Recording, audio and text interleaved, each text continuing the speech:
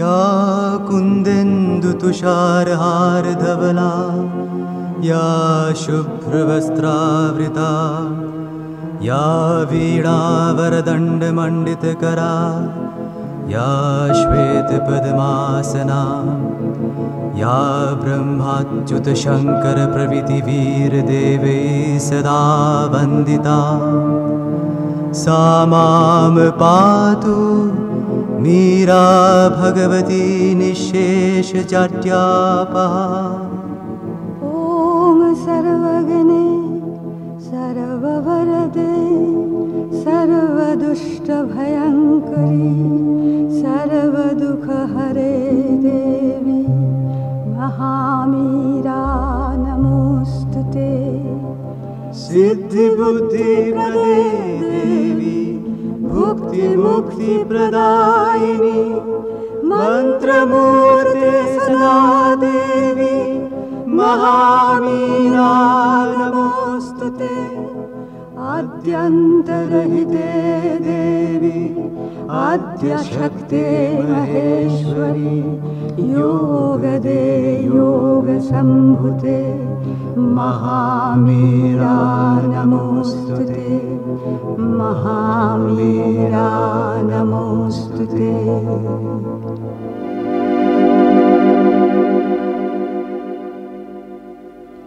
माँ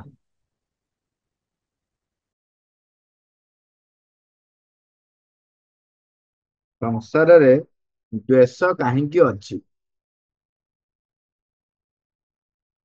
संसार रे द्वेष कहीं अच्छी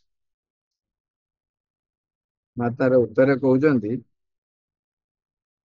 आम द्वेष भाव रही जनकर अन्य जनक प्रति आम ता भितर जहाँ जानती ईर्षा भाव असूया भाव ता भीतर गोटे द्वेष भाव था जन अन्य जन को न सही पारिबा एवं ता विरुद्ध रे तार अनिष्ट करिबा एई जो सब भावटा कहीं थाए अच्छी बोली मां को प्रश्न कराई संसार रे द्वेष कहीं अच्छी माँ कहते प्रकृत में अचेतन अज्ञान और अंधकार कहीं रही यही प्रश्न पचारे जेपरी हुआ तुमर यही प्रश्न ठीक से मैंने अचेतन अज्ञान अंधकार कहीं रही ये प्रश्न जहाँ ये द्वेष भाव रहा जो प्रश्न जो पचार तार से प्रश्न ठीक से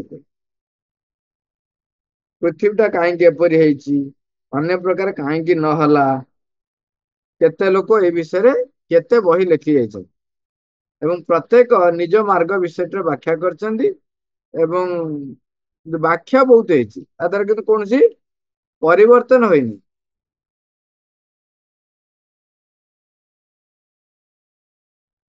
दुष्टता कहीं अच्छी अज्ञान कहीं अच्छी निर्बोधता कहीं अच्छी मंद ये सब मंद कहीं अच्छी पृथ्वीटा एत चित्ताकर्षक हो रही ना कहीं जेते दार्शनिक मान पाखु जीवे प्रत्येक अपना निज निजर मार्ग रे बुझाई कही जड़वादी से बाटर कही वैज्ञानिक माने से बाटर बुझाई कही मात्र एटी भितर किपरि बाहरी जाई हेबो से विषय कही हेले किछि कही कही नाहंती एटा हम देखियो समस्ते वैज्ञानिक विज्ञान दृष्टिकोण रु समस्ते कहती कौन पे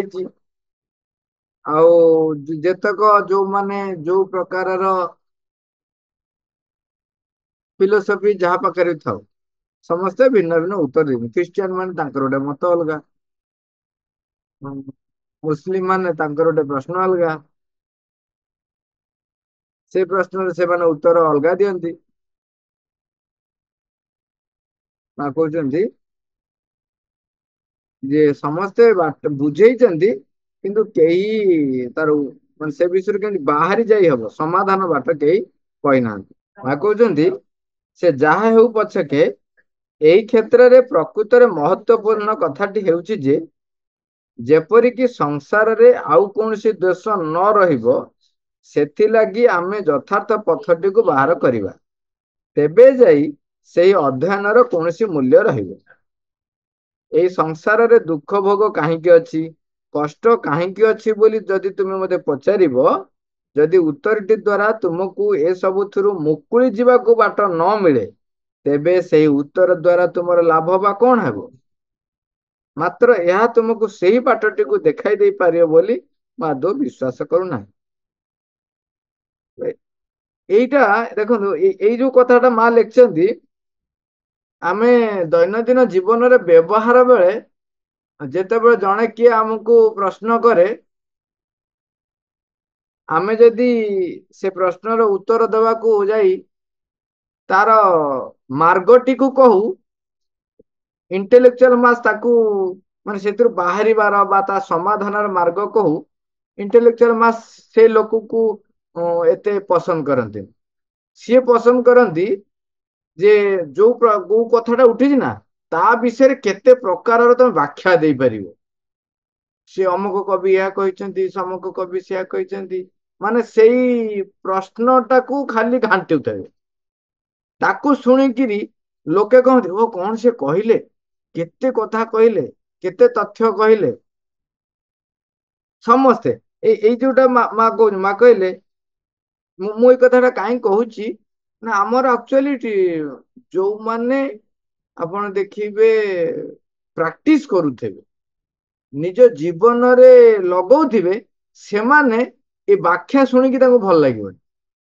କିନ୍ତୁ ଯୋଉମାନେ ସେଥିରେ ବଞ୍ଚୁ ନଥିବେ, କେବଳ ଆସିଛନ୍ତି, ଶୁଣୁଛନ୍ତି, ଶୁଣିବାକୁ ଭଲ ଲାଗୁଛି, ସେମାନେ ଇଣ୍ଟେଲେକ୍ଚୁଆଲି ସେ ଖୋଜନ୍ତି ଯେ ତାଙ୍କୁ କେତେ ଗୂଢ କଥା, କେତେ ପ୍ରକାରର ତତ୍ଵ କଥା ତମେ ତାଙ୍କୁ କହିବ, ତତ୍ଵ କଥା କହିବ।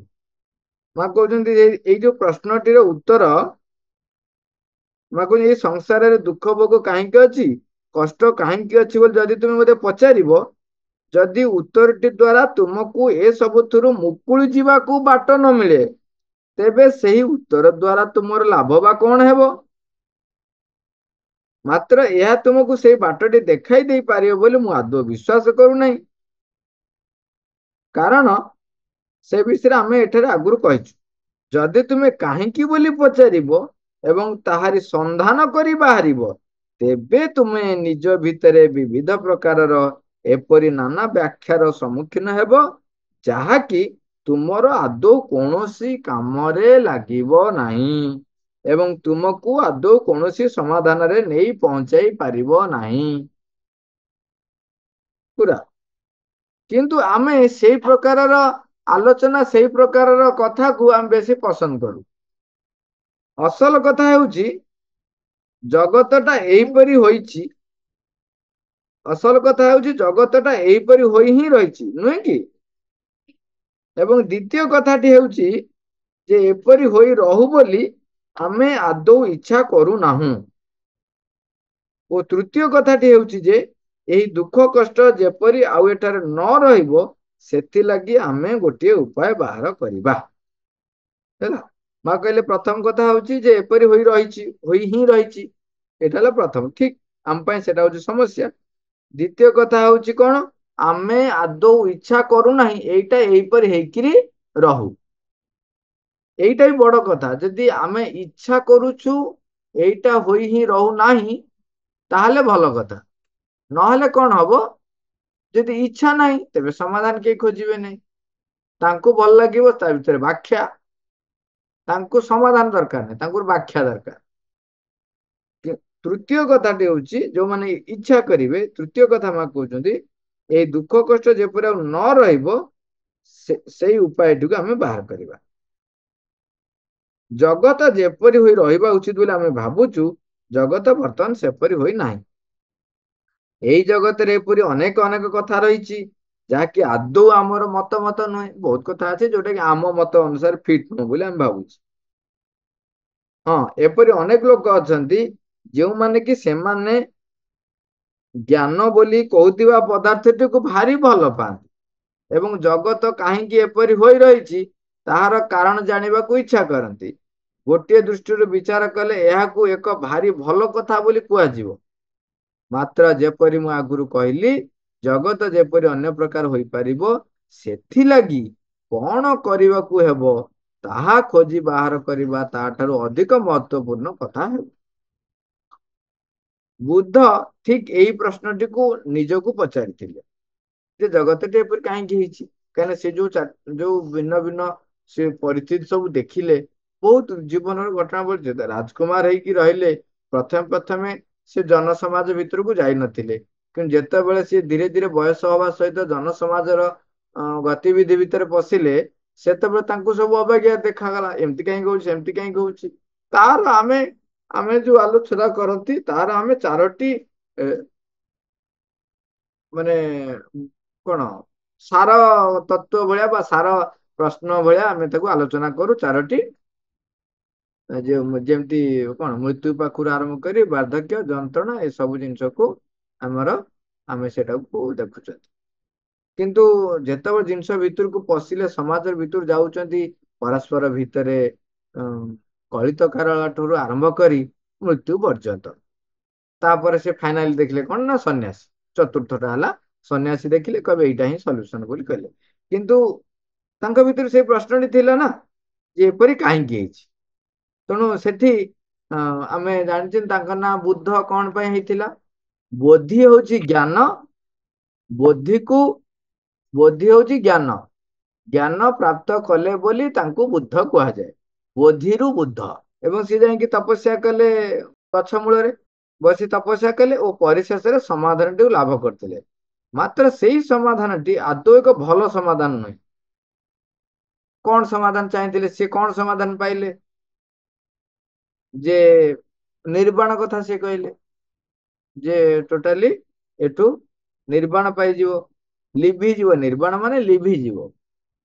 ଯଦି ଆମେ ତାକୁ ସର୍ଟରେ ବୁଝିବା, ମାନେ ଲେଖୁଛନ୍ତି କାରଣ ତୁମେ ମତେ ଯେତେବେଳେ ଜଗତ ମନ୍ଦ ବୋଲି କହିବ, ସେତେବେଳେ ବୁଦ୍ଧ ସମାଧାନ ଦେବେ କଣ ନା, ତେବେ ଇଏ ସଂସାରଟିକୁ କାଟି ପକାଅ। କାହାରି ଉପକାର ଲାଗି ଆମେ ସଂସାରକୁ କାଟିବା? କାହିଁକିନା ବୁଦ୍ଧଦେବ କାମନାର ବିନାଶରେ ଦୁଃଖର ବିନାଶ ସହିତ ତାର ସମାଧାନ ବାଟ କଣ କହିଲେ? ସମାଧାନ ବାଟ କହିଲେ ନିର୍ବାଣ ପ୍ରାପ୍ତି ହିଁ ହଉଛି ଏକମାତ୍ର ସମାଧାନ। ସେଇଥିପାଇଁ କହିଲେ ନିର୍ବାଣ ଦୀପେନ କି ମୁଁ ତୈଳ ଦାନ। ଯୋଉ ଦୀପ ଲିଭି ଯାଉ ସେଠି କାହିଁକି ତା ତେଲ ଦବ? ତାମାନେ ଏ ଶରୀର ତ ନଷ୍ଟ ହବ, ତେଣୁ ତମେ ତାକୁ ଆଉ ପୁଷ୍ଟ କରିବା ଦରକାର ନାହିଁ। ତମେ କେବଳ ଏଇ ସବୁଥିରୁ ବାହାରି ଆସ, ବାହାରି ଆସିକିରି କେବଳ ଭଗବତ ଚିନ୍ତାରେ ରୁହ। ଆଉ ସଂସାରର କାର୍ଯ୍ୟକ୍ରମ ଛାଡ, ସବୁ ଛାଡ, ସମସ୍ତଙ୍କ ସହିତ ଛାଡ। ଏପଟରେ ସଂଘ ପ୍ରତିଷ୍ଠା କଲେ, କିନ୍ତୁ କହିଲେ ସଂସାର ଛାଡ। ସଂଘ ପ୍ରତିଷ୍ଠା କଲେ, ତେଣୁ ସିଏ କହୁଛନ୍ତି ଯେ ଟୋଟାଲି ମୋକ୍ଷ ପ୍ରାପ୍ତି ହେଇଯାଅ। ନିର୍ବାଣ ପାଇବା ଅର୍ଥ ହଉଛି ଲିଭିଯିବ। ତାମାନେ ଆଉ ପୁନର୍ଜନ୍ମ ନ ବିଦ୍ୟତେ, ଆଉ ପୁନର୍ଜନ୍ମ ଯେମିତି ନ ହବ। କିନ୍ତୁ ଏ ସଂସାରଟା ତାହେଲେ ଯୋଉ ସୃଷ୍ଟି ହେଇଛି, ବ୍ରହ୍ମଙ୍କର ଯୋଉ ସୃଷ୍ଟି କଣ ପାଇଁ ହେଇଛି? ଲେଖୁଛନ୍ତି ଶ୍ରୀଅରବିନ୍ଦ କୌଣସି ପ୍ରସଙ୍ଗରେ ଏହିପରି ଏକ ପ୍ରଶ୍ନ କରିଛନ୍ତି। କହିଲେ ଯେ ସେତେବେଳେ ତ ଆଉ କୌଣସି ଜଗତ ନଥବ, ତେଣୁ ତାହା ଆଉ ଖରାପ ହେବ କିପରି? ଯେତେବେଳେ ନିର୍ବାଣ ହେଇଯିବ, ସେତେବେଳେ ତ କିଛି ଜଗତ ନଥବ, ତାହେଲେ ଆଉ ସେଇଟା ଖରାପ କଣ ହବ? ମାତ୍ର ସେଇ ଜଗତ ଯେତେବେଳେ ନଥିବ, ସେତେବେଳେ ତାହାର ମନ୍ଦ ହୋଇ ନ ରହିବା ଦ୍ଵାରା କି ଲାଭ ବା ହେବ? ଏହି ନ୍ୟାୟଟିକୁ ବୁଝିବା ଆଦୌ କଷ୍ଟକର ନୁହେଁ। ଜଗତ ପୁନର୍ବାର ତାର ସବା ମୂଳକୁ ଫେରିଆସୁ ବୋଲି ଯେଉଁମାନେ କହନ୍ତି, ଏହା ଠିକ ସେଇମାନଙ୍କ କଥା ପରି। ଏବଂ ତେଣୁ ଶ୍ରୀଅରବିନ୍ଦ ଉତ୍ତର ଦେଇ କହୁଛନ୍ତି, କଣ କହୁଛନ୍ତି ନା, ଏହା ଫଳରେ ତୁମେ ଏପରି ଏକ ବସ୍ତୁର ସର୍ବଶକ୍ତିଶାଳୀ ଅଧିକାରୀ ହୋଇ ରହିବ, ଯାହାର କି କୌଣସି ଅସ୍ତିତ୍ଵ ନାହିଁ। ତୁମେ ଏପରି ଜଣେ ସମ୍ରାଟ ହୋଇ ରହିବ, ଯାହାର କି କୌଣସି ସାମ୍ରାଜ୍ୟ ନଥିବ। ଏପରି ଜଣେ ରାଜା ହୋଇ ରହିବ, ଯାହାର ରାଜ୍ୟ ନଥିବ। ଯଦି ତମେ କହିବ ଯେ ସବୁ ଜିନିଷ, ଯୋଉ ଲୋକମାନେ କୁହନ୍ତି ଯେ ସବୁ ଜିନିଷ ତା ମୂଳ କୁ ଯଦି ଫେରି ଆସିବ, ତାହେଲେ ସିଏ କଣ ସତ୍ୟରେ ପରିପ୍ରକାଶ ହବ, ଯେମିତି ପୁରା ସବୁ ଭଲ ହେଇଯିବ। ତାକୁ ସେଠୁ ଶ୍ରୀଅରବିନ୍ଦ କହୁଛନ୍ତି, ଯଦି ସବୁ ଜିନିଷ ତା ନିଜ ମୂଳକୁ ଫେରିଯିବ ବୋଲି କହୁଛ ଏବଂ ତାହା ହିଁ ସବୁଠାରୁ ସୁନ୍ଦର, ତାହେଲେ ତମେ ବିରାଟ ସମ୍ରାଟ ହବ, କିନ୍ତୁ ତମର ସାମ୍ରାଜ୍ୟ ନଥିବ। ତମେ ମାନେ ଏତେ ସୁନ୍ଦର ଭାବରେ କହୁଛନ୍ତି, ତମେ ସର୍ବ ଶକ୍ତିଶାଳୀ ଅଧିକାରୀ ହେଇ ରହିବ, କିନ୍ତୁ ତମର କୌଣସି ଅସ୍ତିତ୍ଵ ନଥିବ। ଇଏ ଯୋଉ ଭଳିଆ କଥା, ଇଏ ସେଇଭଳିଆ ହବ। ତେଣୁ ଏଇ ପ୍ରଶ୍ନଟିର ଗୋଟିଏ ସମାଧାନ, ଏଇଟି ହେଉଛି ଏଇ ପ୍ରଶ୍ନର ଗୋଟିଏ ସମାଧାନ। ମାତ୍ର ଆହୁରି ଅନେକ ଅନ୍ୟ ସମାଧାନ ମାନ ରହିଛି, ଅଧିକ ଉପଯୁକ୍ତ ସମାଧାନ ବି ରହିଛି। ମୁଁ ଭାବୁଛି ଯେ ଆମେ ସେଇ ଅଧିକ ଉପଯୁକ୍ତ ଅନ୍ୟ ସମାଧାନ ଗୁଡ଼ିକୁ ବାହାର କରିପାରିଛୁ। ଅନେକ କହନ୍ତି ଯେ ଅଜ୍ଞାନରୁ ହିଁ ଦ୍ୱେଷର ଉଦ୍ଗମ ହୋଇଥାଏ। ବୁଦ୍ଧ ଠିକ୍ ତାହିଁ ଦାବି କରି କହିଥିଲେ। ଏବଂ ତେଣୁ ଯଦି ଅଜ୍ଞାନ ଦୂର ହୋଇଯାଏ ତେବେ ଦ୍ୱେଷ ବୋଲି ଆଉ କିଛି ରହିବ ନାହିଁ ବୋଲି ସେମାନେ କହନ୍ତି। ଆହୁରି ଅନ୍ୟମାନେ ଅଛନ୍ତି ଯେଉଁମାନେ କହନ୍ତି ଯେ ବିଭାଜନ ଓ ବିଚ୍ଛିନ୍ନତାରୁ ହିଁ ଦ୍ୱେଷ ଜନ୍ମେ।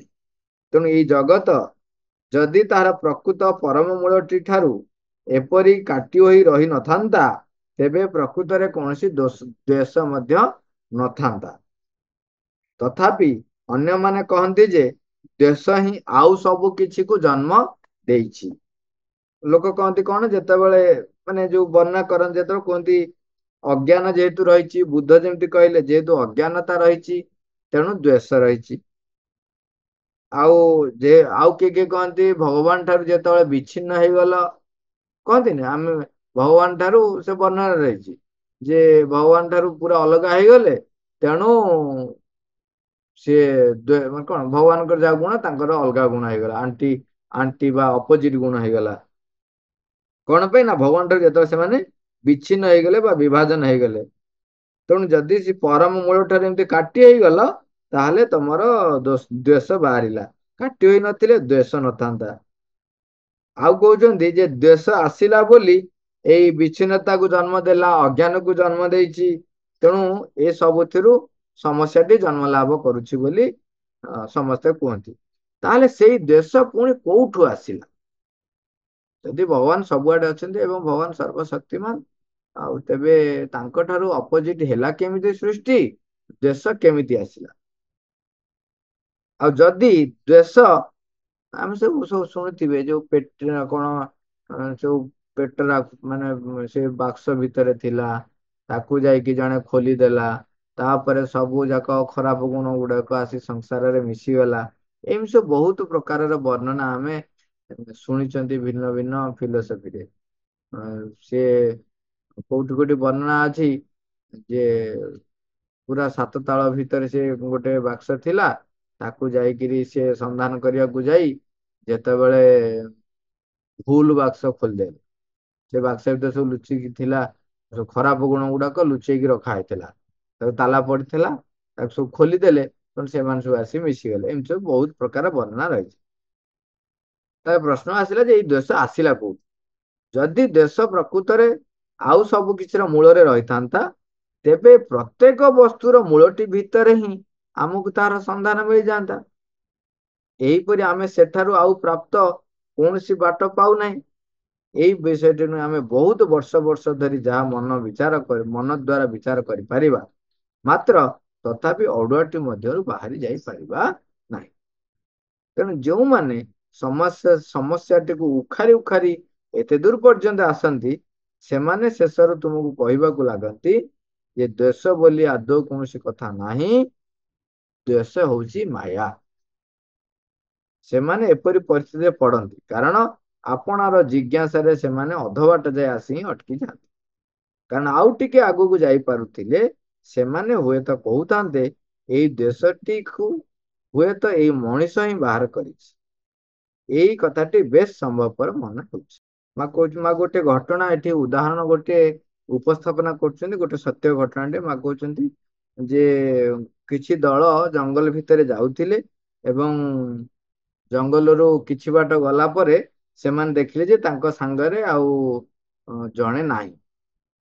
ତାପରେ ସେମାନେ ଜାଣିଛନ୍ତି ଯେ ସେଇ ଜଙ୍ଗଲରେ ମଣିଷଖିଆ ବାଘଟି ଅଛି। ତେଣୁ ସେମାନେ ସାଙ୍ଗେ ସାଙ୍ଗେ ତୁରନ୍ତ ଜଙ୍ଗଲ ଭିତରକୁ ଯାଇ ମାନେ ତାକୁ ଉଦ୍ଧାର କରିବା ପାଇଁ ଖୋଜିଲେ ଏବଂ ଯାଇକି ମାନେ ପାଇଲେ। ସେ କହୁଛନ୍ତି ଯିଏକି ତାର ସାଙ୍ଗମାନ ସହ ଜଙ୍ଗଲ ଯାଉ ଯାଉ ଅନେକ ପଛରେ ପଡିଗଲେ ଏବଂ ଗୋଟେ ମଣିଷଖିଆ ବାଘର ହାବୁଡରେ ପଡିଗଲା। ସେମାନେ ଖୋଜି ଦେଖି ଗଲେ, ତାକୁ ବାହାର କରିବା ଲାଗି ଦୌଡିଲେ। ବାଘଟି ତାକୁ ଖାଇବା ପୂର୍ବରୁ ଠିକ ସମୟରେ ତା ପାଖରେ ଏମାନେ ଯାଇ ପହଞ୍ଚିଲେ ଓ ତାକୁ ରକ୍ଷା କଲେ। ସିଏ ଟିକେ ପ୍ରକୃତିସ୍ଥ ହେବା ପରେ ସମସ୍ତେ ତାକୁ ପଚାରିଲେ ଯେ ବାଘ ହାବୁଡରେ ପଡି ତାର କଣ ଅଭିଜ୍ଞତା ହେଲା। ସମସ୍ତେ କହୁଛନ୍ତି ତମର ତ ଭୟଙ୍କର ଅଭିଜ୍ଞତା ହେଇଥିବ, ଡର ଲାଗୁଥିବ, କଣ କରୁଥିବ। ସିଏ କିନ୍ତୁ ଉତ୍ତର କଣ ଦେଲେ? ସିଏ ଉତ୍ତର ଦେଇ କହିଲା, ନା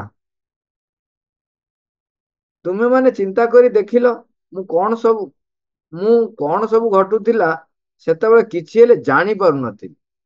ସେ କହୁଛନ୍ତି ସେ ସମୟରେ ମୁଁ କିଛି ଜାଣି ପାରୁନଥିଲି କଣ ସବୁ ଘଟୁଛି।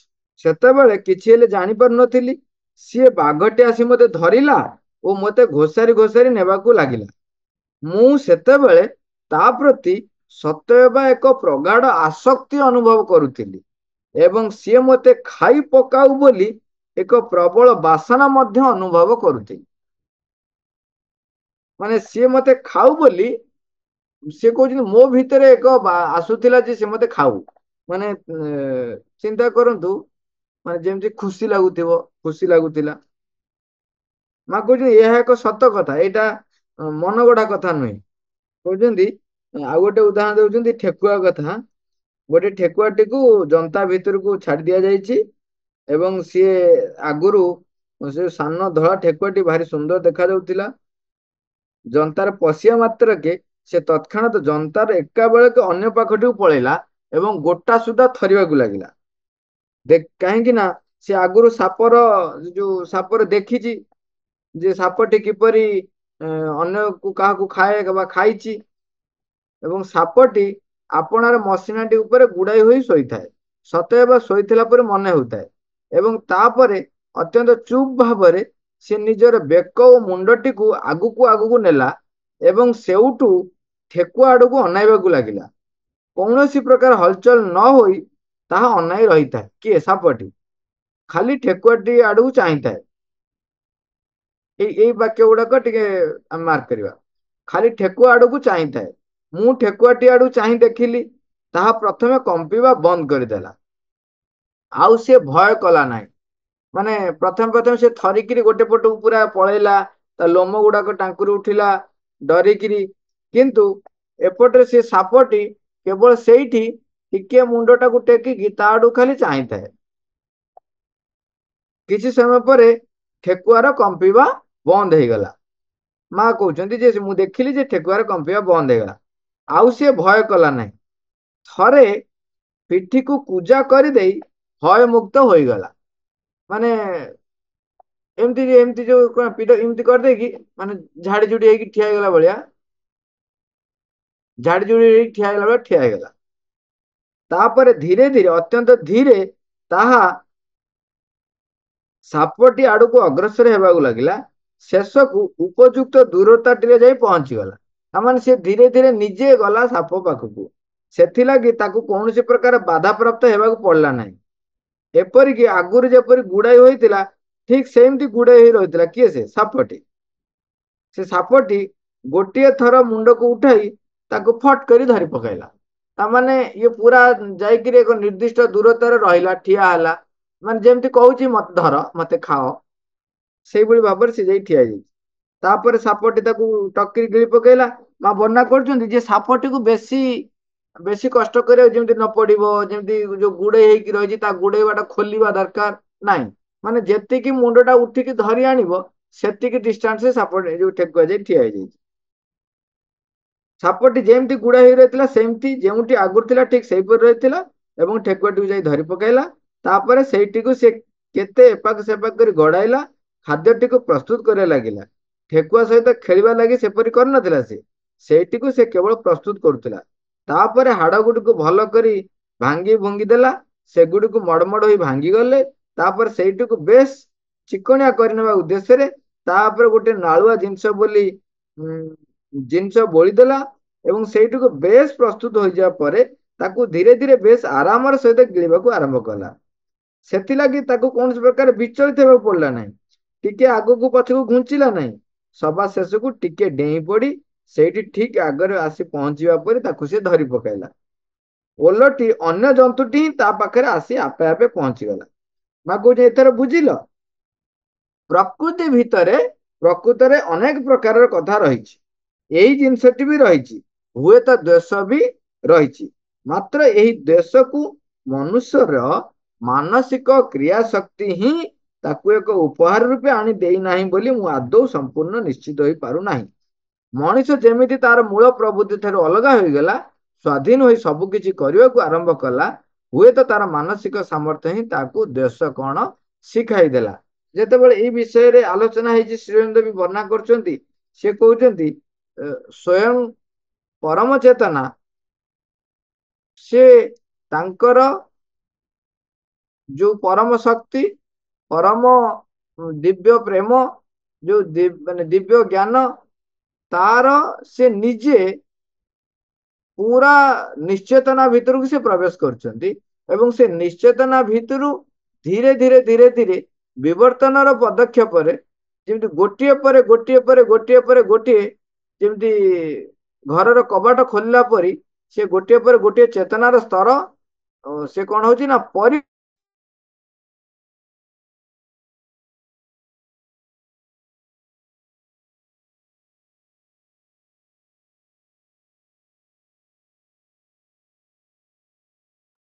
ଟାଇମ ଥିଲା ବୋଧେ ସରି ନଥିଲା ନା ଏବଂ ଆଉଥରେ ଖୋଲିଲା। ତେଣୁ ସେଠି ଶ୍ରୀଅରବିନ୍ଦ କହୁଛନ୍ତି ନିଶ୍ଚେତନାରୁ ଚେତନାର ଯେମିତି ଗୋଟେ ଗୋଟେ ପାବଛ ପରିପ୍ରକାଶ ହଉଛି। ମାନେ ପରମ ଚେତନା ନିଜକୁ ଭିନ୍ନ ଭିନ୍ନ ସ୍ତରରେ ପରିପ୍ରକାଶ କରୁଛନ୍ତି ଏବଂ ସେଇ ପରିପ୍ରକାଶ ସବୁ ଏଠି ଅଛି। ତାମାନେ ପୁରା ପରମ ଶକ୍ତି ଦିବ୍ୟ ପ୍ରେମ ବି ଅଛି ଏବଂ ତାର ଯୋଉ ଦିବ୍ୟ ପ୍ରେମର ଅନୁପସ୍ଥିତି ସବୁ ଜାଗାରେ ପ୍ରକୃତରେ ଆମେ ଯୋଉ ଦ୍ୱେଷ ଭାବ କହୁଛୁ ବା ଯୋଉ ଅଜ୍ଞାନତା କହୁଛୁ ସେଟା ଅଚେତନା କହୁଛୁ, ଯୋଉଠି ଆମେ ଯେତେବେଳେ ଜ୍ଞାନର ଉତ୍ସ ପାଖରେ ପହଞ୍ଚୁ ନାହୁଁ ସେତେବେଳେ ଆମେ ଯୋଉ ସ୍ଥିତିରେ ଗତି କରୁଛୁ ସେଇଟା ହଉଛି ଅଜ୍ଞାନତା। ସେଇଟା ହଉଛି ଅଜ୍ଞାନତା। କାହିଁକିନା ଏଠି ଯୋଉ ବେଳେ ବେଳେ କହନ୍ତି ଯୋଉ ଖାଦ୍ୟ ଖାଦକର ସମ୍ପର୍କଟା ସେତେବେଳେ ଇଏ ଭାରି ଡରୁଥିବ। ଏଠି ଏକ୍ସାମ୍ପଲ ଗୁଡା କେତେ କହିଲେ ସୁନ୍ଦର ଭାବରେ ଯେ ସେଠି କେହି ଡରୁ ନାହାନ୍ତି। ଖାଦ୍ୟ ଯିଏ ନିଜକୁ ପ୍ରିପେୟାର କରିଦଉଛି ଖାଦକ ତାକୁ ଗ୍ରହଣ କରୁ ବୋଲି। ତେଣୁ ଏଠି ଖାଦ୍ୟ ଡରୁ ନାହିଁ। ଖାଦ୍ୟ ପ୍ରଥମ ମୁହୂର୍ତ୍ତରେ ଡରୁଛି, କିନ୍ତୁ ତାପରେ ତାର ଯେତେବେଳେ ପ୍ରକୃତି ସହିତ ଯେତେବେଳେ ସେ ସମ୍ପର୍କୀଭୂତ ହେଇଯାଉଛନ୍ତି ସେତେବେଳେ ସେ ନିଜକୁ ପ୍ରସ୍ତୁତ କରିଦଉଛି ଖାଦକ ତାକୁ ଗ୍ରହଣ କରୁ ବୋଲି। ତେଣୁ ଯେତେବେଳେ ଚେତନାର ସ୍ତର ଖୋଲି ଖୋଲି ଯାଇଛି, ବର୍ତ୍ତମାନ ମନ ସ୍ତର ଯେତେବେଳେ ଆସୁଛି, ପଶୁ ଜଗତ ପର୍ଯ୍ୟନ୍ତ ଏଇ ଯୋଉ ଅନ୍ୟ ଜଣଙ୍କର ମନ୍ଦ ପୋଷଣ କରିବା ଯୋଉ ଦେଶ ଭାବ ସେଟା ପଶୁ ଜଗତରେ ସେମିତି କୋଉଠି ଲକ୍ଷ୍ୟ କରାଯାଏନି ସବୁ ବୋଲି ଯଦି ଦେଖାଯାଏ। କିନ୍ତୁ ଯୋଉ କେହି କହନ୍ତି ସେ ରାଗ ରଖନ୍ତି ବା ଇଏ କରନ୍ତି, ସେଟା କିଛି ରାଗ ରଖା କିଛି ନାହିଁ। ତାଙ୍କର ସେଇଟା ହଉଛି ଏକ ସ୍ପନ୍ଦନ। ସେ ସ୍ପନ୍ଦନର କ୍ରିୟା ଫଳରେ ସେ କାର୍ଯ୍ୟ କରନ୍ତି। ତାକୁ ସେ ପ୍ରକୃତିଗତ ଏକ ସ୍ୱତଃ ପ୍ରଭୃତ କ୍ରିୟା। କିନ୍ତୁ ମନୁଷ୍ୟର ମନ ଯେତେବେଳେ ଆସିଯାଉଛି ସେତେବେଳେ ସେ କଣ କରୁଛି, ତାକୁ ସେ ଏକ ନୂତନ ଚେତନା ସ୍ତର ପୁଣି ଖୋଲି ଦେଇଛନ୍ତି। ମନକୁ ଆସିଲା ପରେ ତାକୁ ଏକ ସାମର୍ଥ୍ୟ, ସେ ମନର ଗୋଟେ ସାମର୍ଥ୍ୟ ରହିଛି ବା ମନର ଆକ୍ଚୁଆଲି ଏଟା ହଉଛି ମନର ଗୁଣ। କଣ ମନର ଗୁଣ? ନା ସେ ସବୁ ଜିନିଷକୁ ଏକ ଭିନ୍ନ ଭିନ୍ନ ଦୃଷ୍ଟିକୋଣରୁ ତାକୁ ପର୍ଯ୍ୟବେକ୍ଷଣ କରିବ, ତାକୁ ନିରୀକ୍ଷଣ କରିବ, ତାକୁ କେତେ କେତେ ପ୍ରକାରରେ ତା ଉପରେ ସେ ପରିପ୍ରକାଶ ହେଇପାରିବ। ଏଇଟା ଗୋଟେ ବହୁତ ଭଲ ଗୁଣଟେ। ଯେକୌଣସି ଗୋଟିଏ ଜିନିଷର ଭିନ୍ନ ଭିନ୍ନ ଦୃଷ୍ଟିକୋଣ ରହିଛି ସେ ଜିନିଷକୁ ଦେଖିବା ପାଇଁ, ପରିପ୍ରକାଶ କରିବା ପାଇଁ ଭିନ୍ନ ଭିନ୍ନ ଭାବ ରହିଛି। ଯଦି ଭିନ୍ନ ଭାବ ନାହିଁ ତେବେ ଗୋଟିଏ ଭାବ ହେଲେ ସେ ସୌନ୍ଦର୍ଯ୍ୟ କେମିତି ପରିପ୍ରକାଶ ହବ? ବିବିଧତା ନଥିଲେ ସୌନ୍ଦର୍ଯ୍ୟ କଣ ଲାଗିବ? ଆମେ ଏତେ ପ୍ରକାରର ପୋଷାକ ପିନ୍ଧୁଛୁ ବୋଲି ଆମେ ସବୁ ସୁନ୍ଦର, କିଏ କହୁଛି ଏଇଟା ସୁନ୍ଦର କିଏଟା ଅସୁନ୍ଦର। ଏଠି ଯେତେବେଳେ ସେଇ ଦ୍ୱେଷ କଥା ଆମେ ବାରମ୍ବାର କଥା ଉଠୁଛି, ଦ୍ୱେଷ ହଉ, ଅଜ୍ଞାନତା ହଉ, ଅନ୍ଧକାର ହଉ, ଅନ୍ଧକାର ଯେମିତି ଆଲୋକର ଅନୁପସ୍ଥିତି ସେଇଭଳି ଅଜ୍ଞାନତା ହଉଛି ଜ୍ଞାନର ଅନୁପସ୍ଥିତି। ସେଇଭଳି ଚେତନାର ଯୋଉ ସ୍ତରରେ ଯେତିକି ଉନ୍ମୁକ୍ତତା ରହୁଛି ସେଇ ଅନୁସାରେ ସେଇ ଦୃଷ୍ଟିକୋଣରେ ଆମେ ସବୁ ଜିନିଷକୁ ଦେଖୁଛୁ। ତେଣୁ ମନୁଷ୍ୟ ର ମାନସିକ ସାମର୍ଥ୍ୟ ବା ମାନସିକ ଦକ୍ଷତା ବା ମାନସିକ କର୍ଷଣ ଯେ ନିହାତି ଜରୁରୀ, ସେଇଥିପାଇଁ ମା ସବୁବେଳେ ଗୁରୁତ୍ୱ ଦଉଛନ୍ତି ସେଗୁଡାକ ଆମେ କରିବା ଉଚିତ। ତେଣୁ ଯେତେବେଳେ ଆମେ ମନୁଷ୍ୟର ବି ଯୋଉ ମନର ଯୋଉ ସାମର୍ଥ୍ୟ ରହିଛି, ସେଇ ସାମର୍ଥ୍ୟକୁ ଆମେ ଯେପର୍ଯ୍ୟନ୍ତ ପୂର୍ଣ୍ଣ ରୂପେ ପ୍ରାପ୍ତ ନ କରିଛୁ, ସେତେବେଳେ ସିଏ ଅନ୍ୟ ଜିନିଷ ଗୁଡିକୁ ଯୋଉ ଚେତନାରେ କରୁଛି, ତାର ପ୍ରଭାବଟାକୁ ଆମେ ତାକୁ ଭିନ୍ନ ଭିନ୍ନ ନାମକରଣ କରୁଛୁ। ସେ ଯୋଉ ଦ୍ୱେଷ କହୁଛୁ, ଅଜ୍ଞାନତା କହୁଛୁ, ଇତ୍ୟାଦି ଇତ୍ୟାଦି। ସେଇ ଦ୍ୱେଷ କଥାରେ ବେଳେ ବେଳେ ଆପଣ ଦେଖିଥିବେ ମା ବି ବହୁତ ସୁନ୍ଦର ଭାବରେ ବର୍ଣ୍ଣନା କରୁଛନ୍ତି, ତାକୁ ମା ପୁରା ଏତେ ଟିକନିକ କରି କହୁଛନ୍ତି। ଆକ୍ଚୁଆଲି ମଣିଷ ମାନଙ୍କର ଯୋଉ ଭଗବାନଙ୍କ ସହିତ ଯୁକ୍ତ ହେଇ ମନ ଯୋଉ କାର୍ଯ୍ୟ କରିବ, ତାର ଅନୁପସ୍ଥିତିଟା କେମିତି ପ୍ରକାରର ଏକ ଦ୍ୱନ୍ଦାତ୍ମକ ପରିବେଶ ସୃଷ୍ଟି କରେ। ମା କହୁଛନ୍ତି ଜଣେ ଜଣେ କଣ କରନ୍ତି, ଦୁର୍ଭାଗ୍ୟର ବିଷୟଟି ହେଉଛି ଯେ ସାଧାରଣତଃ ଏଇଟିକୁ କେହି ସ୍ୱୀକାର କରନ୍ତି ନାହିଁ। କଣ ନା ଲୋକମାନଙ୍କର ମନ୍ଦ ଭାବନା ଉପରେ କେହି କୌଣସି ହସ୍ତକ୍ଷେପ କରିବାକୁ ଯାଆନ୍ତି ନାହିଁ। କହୁଛନ୍ତି କୋଉ କଥାଟେ, ନା ଜଣେ ଆଉ ଜଣଙ୍କର ଏକ ଅନିଷ୍ଟ ପାଞ୍ଚିଲା ଅଥବା ଅନିଷ୍ଟ ଇଚ୍ଛା କଲା, ତେବେ ସେହି ଅନ୍ୟ ଲୋକଟି ଉପରକୁ ଯେତେ ଯାହା ଦୁର୍ଗତି ଆସିବ, ସେଥିଲାଗି ସିଏ ଅବଶ୍ୟ ଦାୟୀ ହେବ। କିଏ ସେ? ଯିଏ ଅନିଷ୍ଟ ଚିନ୍ତା କରୁଛି। ଅନିଷ୍ଟ କାର୍ଯ୍ୟଟିଏ କରିଥିଲେ ଯେତିକି ଦାୟୀ ହୋଇଥାନ୍ତା, ଠିକ ସେତିକି ଦାୟୀ ହେବ। ଏବଂ ମା କହୁଛି ଏଥିରେ କୌଣସି ସନ୍ଦେହ ନାହିଁ ଯେ ଏ ମନ୍ଦ ଭାବନାଟାକୁ ଏକ ପ୍ରକୃତରେ ମନ୍ଦ କାର୍ଯ୍ୟ ବୋଲି କୁହାଯିବ। ମା କହୁଛନ୍ତି ଏ ଯୋଉ ମନ୍ଦ ଭାବନାଟା ଏକ ମନ୍ଦ କାର୍ଯ୍ୟ, ତାକୁ ଆଉ କିଛି କଣ ଚଳେଇଲା ଭଳିଆ କଥାକୁ କୁହାଯିବନି, ସେ ମନ୍ଦ କାର୍ଯ୍ୟ। ମା କହୁଛନ୍ତି ଏପରି ଲୋକ ଅଛନ୍ତି ଯେଉଁମାନେ କି ଅନ୍ୟମାନଙ୍କର ମନ୍ଦ ଭାବନା ଗୁଡିକୁ ଉସ୍କାଇ ଆଣିବାରେ ଭାରି ସନ୍ତୋଷ ଓ ଆନନ୍ଦ ଅନୁଭବ କରନ୍ତି। ବର୍ଣ୍ଣନା କରୁଛନ୍ତି କେମିତି ଲୋକ କରନ୍ତି, ନା ଏପରି ଲୋକମାନଙ୍କୁ ମୁଁ ଜାଣିଛି। ଦୁର୍ଭାଗ୍ୟବଶତଃ ଏପରି ମଣିଷ ବହୁ ସଂଖ୍ୟାରେ ଅଛନ୍ତି। ଯେତେବେଳେ ସେମାନଙ୍କର କାହାରିକୁ କୌଣସି ଅପ୍ରୀତିକର କଥା କହିବାର ଥାଏ, ତେବେ ସେମାନେ ସେ ସୁଯୋଗଟିକୁ କଦାପି ହରାନ୍ତି ନାହିଁ ଓ ଯାଇ କହିବାକୁ ଲାଗନ୍ତି। ତୁମେ ଜାଣିଛ, କଣ କୁହନ୍ତି, ତୁମେ ଜାଣିଛ ଅମୁକ ମଣିଷ ତୁମ ବିଷୟରେ ଅମୁକ କଥାଟି କହୁଥିଲା। ପୁନଶ୍ଚ କଣ କହନ୍ତି, ନା ସେ ଅମୁକ ମଣିଷଟି ତୁମ ନାଁରେ ଏହି କଥାଟି ବା କହୁଥିଲା। ଏବଂ ଏହିପରି ଭାବରେ ସେମାନେ ଆପଣାର ମନ ଇଚ୍ଛା ଅନିଷ୍ଟ ଆଣି ସୃଷ୍ଟି କରି ଦିଅନ୍ତି। ଏବଂ ବେଳେ ବେଳେ କେବଳ ନିର୍ବୋଧତା ହେତୁ ଏବଂ ଅଧିକାଂଶ ସମୟରେ ନିଜର ଦାମ୍ଭିକତା ହେତୁ ହିଁ ସେମାନେ ଏହି କଥାଟିକୁ କରିଥାନ୍ତି। ନିଜର ଦାମ୍ଭିକତାକୁ ଦେଖେଇବାକୁ ଯାଇ ସେ ଅନ୍ୟମାନଙ୍କର ଅନିଷ୍ଟତାକୁ ଆଣିକି ତୁମ ପାଖରେ ବର୍ଣ୍ଣନା କରନ୍ତି, ଅନ୍ୟମାନଙ୍କ ବିରୁଦ୍ଧରେ ମନ ଇଚ୍ଛା ଅନିଷ୍ଟ ଚିନ୍ତା କରନ୍ତି। ସେମାନେ ସେ ଅବଶ୍ୟ କିଛି ନା କିଛି ଜାଣିଛନ୍ତି, ଏଇ କଥାଟିକୁ ଦେଖାଇ ହେବା ଲାଗି ସେପରି କରିଥାନ୍ତି। ମାତ୍ର ସବା ତଳେ ଚେତନାର ଭୂମିରେ ଏହି କ୍ଷେତ୍ରରେ ଏକ ଅନିଷ୍ଟକାରିତାର ହିଁ ପ୍ରବୃତ୍ତି ରହିଥାଏ, ଯାହାକି ସବୁ କିଛିକୁ ବିଗାଡି ଦେଇ ଭାରି ଆନନ୍ଦ ଅନୁଭବ କରେ। ଭୁଲ ବୁଝାମଣା ସୃଷ୍ଟି କରି ବ୍ୟକ୍ତି ବ୍ୟକ୍ତି ମଧ୍ୟରେ କଳହ ଲଗାଇ ଦେଇ ଅପ୍ରୀତିକର ନାନା ପରିସ୍ଥିତିର ସୃଷ୍ଟି କରି ଭାରି ଖୁସି ହେଉଥାଏ ଏବଂ ଏହି ସବୁ ଭିତରେ ହିଁ ଭାରି ଆରାମ ରହିଥାଏ। କେତେକ ଲୋକ ଅଛନ୍ତି ସେମାନେ ଏଇ ପ୍ରକାର କରି ଭାରି ଖୁସି ପାଆନ୍ତି। ଆଉ ଗୋଟେ କ୍ୟାଟାଗୋରୀ ତା ମଝିରେ କହିଲେ ଯେ କେତେ ଜଣ ଅଛନ୍ତି ସେମାନଙ୍କର ଦାମ୍ଭିକତା ଯୋଗୁଁ ସେମାନେ ଏ ପ୍ରକାର ଭୁଲ କରନ୍ତି। ମୁଁ ଏଠି ସ୍ୱୀକାର କରିବା ପାଇଁ ପଛେଇବି ନାହିଁ ଯେ ଆମ ଭିତରେ ବି ସମସ୍ତଙ୍କ ଭିତରେ ବି ସେଇ ଗୁଣଟି ମଧ୍ୟ ପୂର୍ଣ୍ଣ ଭାବରେ ଯାଇନାହିଁ। ମୁଁ କହୁଛି ମୋର ବ୍ୟକ୍ତିଗତ କଥା ବି କହିବି ଯେ ଯେତେବେଳେ ପିଲାବେଳ ତ ଛାଡ, ଜ୍ଞାନ ଆସିଲା ପରେ ବି, ମାଙ୍କ ପାଖକୁ ଆସିଲା ପରେ ବି ଆମ ଆଖି ଆଗରେ ଯୋଉ ଭୁଲ ଗୁଡିକ ଦେଖାଯାଏ, ଆମର ଏକ ଦାମ୍ଭିକତା ସେଇଟା ଯେ ଆମେ ଦେଖୁଛୁ ଯେ ଏଇ ଭୁଲଟା ଏମିତି ଏମିତି ହଉଛି। ତେଣୁ ଆମେ ଦାମ୍ଭିକତା ଦେଖେଇବାକୁ ଯାଇ ଅନ୍ୟ ଜଣଙ୍କର ଭୁଲକୁ ମୁଁ ବି କେତେଥର ବଖାଣି ଦେଇଛି। କିନ୍ତୁ ଏବେ ଧୀରେ ଧୀରେ ଅନୁଭୂତ ହଉଛି ଯେ ଏଇଟା ଅବଶ୍ୟ ମାମୁଙ୍କର ଯେମିତି କୁହନ୍ତିନି ବରଦ ହସ୍ତ ଯୋଗୁ ଆମକୁ ସଚେତନ କରିଦେଉଛନ୍ତି ଯେ ପ୍ରକୃତରେ ସେଇ ଯୋଉ ଅନ୍ୟ ବିଷୟରେ ନିଜର ଦାମ୍ଭିକତା ଦେଖେଇବାକୁ ଯାଇକିରି କୌଣସି ଇଚ୍ଛା ପୋଷଣ କରିବା ଦରକାର ନାହିଁ ବା କୌଣସି ପ୍ରକାରର ସେ ପ୍ରକାର ଆଲୋଚନା କରିବା ଦରକାର ନାହିଁ। ଧୀରେ ଧୀରେ ଅବଶ୍ୟ ଆମେ ଯେତେ ସଚେତନ ହଉଛୁ ଏବଂ ମୁଁ ବି ଚେଷ୍ଟା କରୁଛି ଯେପରି ସେଇ ପ୍ରକାରର ଯେତେବେଳେ ଆସୁଛି କୋଉଠି ଆମେ କହୁଛୁ ସେ ଏମିତି କାହିଁ କଲେ, ଏମିତି ନ କରିଥିଲେ, ଏମିତି ଏମିତି କରିଥିଲେ ବହୁତ ଭଲ ହେଇଥାନ୍ତା। ଏଇ ପ୍ରକାର ବି ଦାମ୍ଭିକତା ଦେଖେଇବାର କୌଣସି ଯଥାର୍ଥତା ନାହିଁ। କିନ୍ତୁ ଆଉ ଗୋଟେ କଥା ଯୋଉଟା ମା ଏଠି ବର୍ଣ୍ଣନା କରୁଛି, ସେଇ ଲୋକଙ୍କ ପ୍ରତି ଆମେ ସାବଧାନ ରହିବା ଯେ ସେମାନେ ସବୁ କିଛିକୁ ବିଗାଡି ଦେଇ ଭାରି ଆନନ୍ଦ ଅନୁଭବ କରନ୍ତି, ଭୁଲ ବୁଝାମଣା ସୃଷ୍ଟି କରି ଭାରି ଖୁସି ହୁଅନ୍ତି, ବ୍ୟକ୍ତି ବ୍ୟକ୍ତି ଭିତରେ କଳହ ଲଗାନ୍ତି। ମା କହୁଛନ୍ତି ଏପରି ଅନେକ ଲୋକ ଅଛନ୍ତି ଯେଉଁମାନେ ଏଗୁଡାକ କରି ଭାରି ଆରାମରେ ରହନ୍ତି, ଆରାମ ପାଆନ୍ତି। ଆଉ ଏଇ ସବୁ ଭିତରେ ହିଁ ଭାରି ଆରାମ ରହିଥାଏ। ଯେଉଁମାନଙ୍କର ତୁଣ୍ଡ ଭାରି ଖର, ଫରାସୀ ଭାଷାରେ ମା କହୁଛନ୍ତି, ଫରାସୀ ଭାଷାରେ ତାକୁ ସାପର ଜୀଭ ବୋଲି କହନ୍ତି। ଏହିପରି କରି ସେମାନେ ଭାରି ମଜା ପାଆନ୍ତି। ସେମାନେ ପ୍ରକୃତରେ ଭାରି ଭାରି ଭାରି କ୍ଷତି କରନ୍ତି।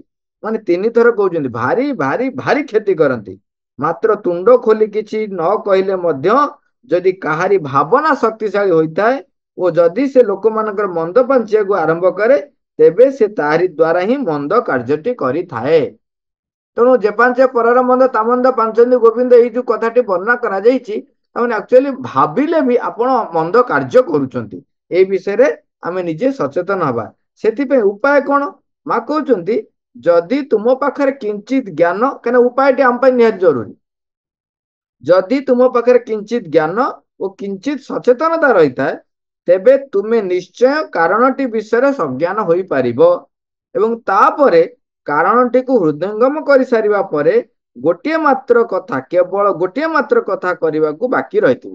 ଯେ ପ୍ରଥମେ କହୁଛନ୍ତି ତୁମର ଯୋଉ କିଞ୍ଚିତ ଜ୍ଞାନ ବି ରହିଛି, ନିଶ୍ଚୟ ଅଛି, ନାହିଁ ନୁହଁ, ସେ କିଞ୍ଚିତ ଜ୍ଞାନକୁ ବ୍ୟବହାର କରି ତୁମେ ସଜ୍ଞାନ ହବ ଯେ ସେ ଯୋଉ ଘଟଣାଟି ଘଟୁଛି ତାର କାରଣଟି କଣ, ତାକୁ ହୃଦୟଙ୍ଗମ କରିବ। ତାପରେ ଗୋଟିଏ କଥା ତୁମ ପାଖରେ ବାକି ରହିବ କରିବା ପାଇଁ। କଣ କରିବ? ମା କହୁଛେ ଭଙ୍ଗୀ କରିକି ଗୋଟେ କହିଛନ୍ତି, ଏମିତି କରିବାକୁ ପଡିବ। କେମିତି? ଏମିତି କରିବ ଯେ ଗୋଟେ ମାଛିକୁ ହୁରୁଡାଇ ଦେବା ପରେ ହୁରୁଡାଇ ଦେବାକୁ ପଡିବ। ଯେ ଯେମିତି ହୁରୁଡେଇ ମାଛିକୁ ହୁରୁଡାଇ ଦେବା ପରେ ତାକୁ ହୁରୁଡେଇ ଦେବାକୁ ପଡିବ। ମାଛି ଗୁଡାକ ଭାରି ବିରକ୍ତ କରନ୍ତି। ମା ବଢିଆ ଭାବେ ବର୍ଣ୍ଣନା କରୁଛନ୍ତି। ମାଛି ଗୁଡାକ ଭାରି ବିରକ୍ତ କରନ୍ତି, ଯେତେ ହୁରୁଡେଇଲେ ମଧ୍ୟ ବାରମ୍ବାର ଆସିବାର ଲାଗନ୍ତି। ଆମର ଆମର ମନର ବିରଚନା ଗୁଡିକ ମଧ୍ୟ ସେଇଭଳିଆ। ତୁମେ ସବୁବେଳେ ସାବଧାନ ରହିବ। ସେମାନଙ୍କର ମାଛିଙ୍କର ଅଭ୍ୟାସଟିକୁ ଗ୍ରହଣ କରିଥିବା ପରି ବାରମ୍ବାର ଆସିବାରେ ଲାଗନ୍ତି। ତୁମେ ମାଛି ମାନଙ୍କୁ ହୁରୁଡାଇ ଦିଅ, ସେମାନେ ପୁଣି ଆସନ୍ତି। ତୁମେ ପୁଣି ହୁରୁଡାଇ ଦିଅ, ସେମାନେ ପୁଣି ଆସନ୍ତି। ସେମାନେ ଏଇଟାକୁ ସତେଅବା ଏକ ଖେଳ ବୋଲି ଧରି ନେଇଥାନ୍ତି। ତୁମେ କଣ କେବେ ହେଲେ ଲକ୍ଷ୍ୟ କରିନ ଯେ ମାଛି ମାନେ ଏହାକୁ ଏକ ଖେଳ ବୋଲି ଭାବୁଥାନ୍ତି? ବିଲକୁଲ ସତ କଥା ଯେ ସେମାନଙ୍କୁ ହୁରୁଡାଇ ଦିଆଯିବା ସଙ୍ଗେ ସଙ୍ଗେ ସେମାନେ ପୁଣି ଆସି ପହଞ୍ଚି ଯାଆନ୍ତି।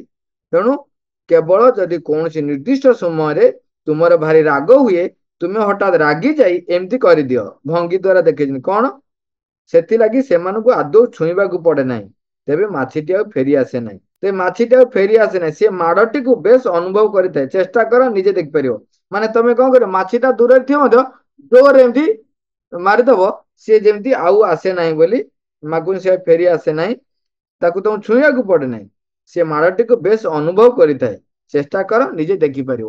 ତେଣୁ ସେଇଭଳି ଯେତେବେଳେ ଆମ ଭିତରେ କୌଣସି ବି ମନ୍ଦ ଚିନ୍ତା ଅନ୍ୟ କାହା ପ୍ରତି ଆସୁଛି, ସେ ଚିନ୍ତାଟିକୁ ହୁରୁଡେଇ ଦବ, ବିଦା କରିଦବ। ସେ କିନ୍ତୁ ବାରମ୍ବାର ପୁଣି ଆସିବ, ପୁଣି ଆସିବ। ତେଣୁ ତମେ ସେଇଟାକୁ ବାରମ୍ବାର ଲାଗି ରହିବାକୁ ପଡିବ। ଏବଂ ଆଉ ଗୋଟେ କଥା ଆମେ ଅନ୍ୟ ଜାଗାରେ ଆମେ ପଢିଛନ୍ତି ଏବଂ ମନେ ରଖିଛନ୍ତି ବି, ଚେତନାର ଯେତେ ଉର୍ଦ୍ଧ୍ୱରୁ ଉର୍ଦ୍ଧ୍ୱ ସ୍ତରକୁ ଆମେ ଗତି କରିବା, ସେତେ ସେତେ କଣ ହବ ନା ଏଇ ଯୋଉ ଚିନ୍ତାର ଯୋଉ ସ୍ତରରେ ରହିଥିବା ସେଇ ପ୍ରକାର ଚିନ୍ତା ଆମକୁ ଆସି କବଳିତ କରିବ। ଆମେ ଯେତେବେଳେ ମନର ଆଉ ଟିକେ ଉଚ୍ଚ ସ୍ତରକୁ ପଳେଇବା, ଚେତନାର ଉଚ୍ଚ ସ୍ତରକୁ ପଳେଇବା, ସେତେବେଳେ ଅଟୋମେଟିକାଲି କଣ ହବ? ଆମକୁ ତାଠାରୁ ତ୍ରାହି ମିଳିଯିବ। ତେଣୁ ଆମେ ନିରନ୍ତର ଲାଗି ରହିବା ତାକୁ ହୁରୁଡେଇବାରେ, ମାଙ୍କୁ ପ୍ରାର୍ଥନା କରିବା ଯେମିତି ସେଗୁଡାକ ଆମ ପାଖରୁ ଦୂରେଇକିରି ରୁହନ୍ତୁ। ଏବଂ ଆଉ ଗୋଟେ କଥା ହେଲା, ଆମ ପ୍ରତି ଯୋଉ ମନ୍ଦ କାର୍ଯ୍ୟ ଆସୁଥିବ ଆମେ ତାକୁ କଣ କରିବା? ଯେତେ ଯେତେ ଆମେ ମାଙ୍କର ସୁରକ୍ଷା ଭିତରେ ରହିବା, ସେତେ କଣ ହବ ନା ମୋ ଚାରିପଟେ ଏକ ସୁରକ୍ଷାର ବଳୟ ରହିବ। ତା ଫଳରେ ଯିଏ ମନ୍ଦ ଇଚ୍ଛା ମୋ ପ୍ରତି ପ୍ରେରଣ କରିଥିବ, ସେ ମୋର ସେଇ ସୁରକ୍ଷା ବଳୟରେ ଭେଦ କରି ନ ପାରି ସେ ଫେରିଯିବ। କିନ୍ତୁ ସେ ଫେରି ଯାଇ ତାର ଭାରି ଅନିଷ୍ଟ କରିବ। ଏବଂ ସେ ଯେହେତୁ ଯାଇକି ସୂକ୍ଷ୍ମ ଜଗତ ରହିବ, ଯେ ପର୍ଯ୍ୟନ୍ତ କାର୍ଯ୍ୟରେ ପରିଣତ ନ ହେଇଛି, ସେ ପର୍ଯ୍ୟନ୍ତ ଆମକୁ ସୁରକ୍ଷିତ ରହିବାକୁ ପଡିବ। ଏବଂ ସିଏ ଯଦି ସୁରକ୍ଷିତ ନଥିବ ତେବେ ସିଏ ହଇରାଣ ପଡିବ ଏବଂ ତାର ତ ଚେତନାର କ୍ଷୟ ହବ। କିନ୍ତୁ ଆମେ ଏଠି ତେଣୁ ଗୋଟେ କାମ କରିବା, ନିରନ୍ତର ଲାଗି ରହିବା ତାକୁ ହୁରୁଡେଇବା ପାଇଁ।